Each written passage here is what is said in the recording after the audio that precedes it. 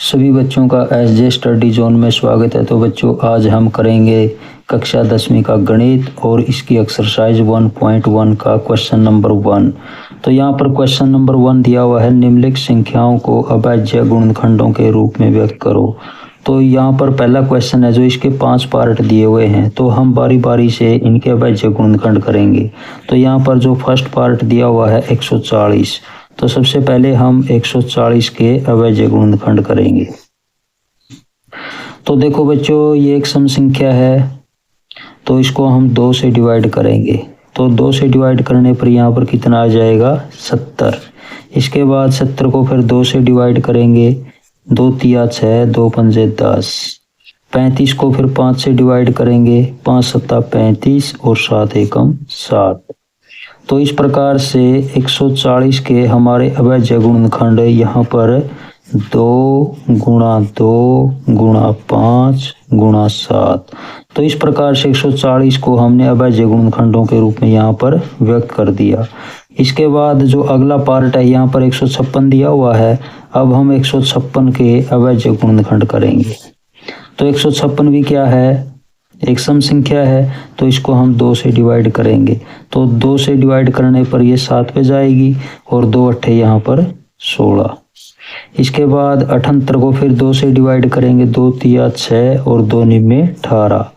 39 एक विषम संख्या है, ये 3 से डिवाइड होगी, 3 एकम 3, 3 तिया 9 और इसके बाद 13 एकम 13।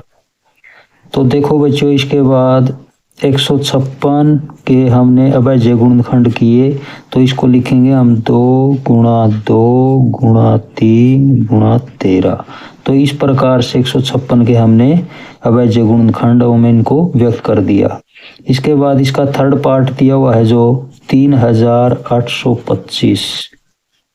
3825 ये एक विषम संख्या है, तो इसको हम 3 से डिवाइड करेंगे, क्योंकि अंकों का जोड़ यहाँ पर 5 और 2 7 और 8 15 और 3 18, तो ये 3 से डिवाइड होगी। तो 3 एकम 3, 3 दूनी 6, यहाँ पर 2 बचे, 2 लेने पर 22, 3 सत्ता 21, 1 बचा 15, 3 पंजे 15। इसके बाद फिर 3 से डिवाइड करेंगे, 3 चौके 12, 3 दूनी 6, 3 पंजे 15। 425 अंकों का जोड़ यहाँ पर 7 और 4 11, ये 3 से डिवाइड नहीं होगी। अब हम इसको 5 से डिवाइड करेंगे, 5 अट्ठा 40 और फिर ये 5 पे जाएगी। इसके बाद फिर 5 से डिवाइड करेंगे, यहाँ पर 17 आ जाएगा और 17 एकम 17।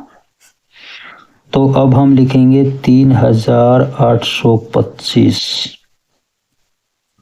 तो इसको लिखेंगे हम 3 गुणा 3 गुणा 5 गुणा 5 गुणा 17।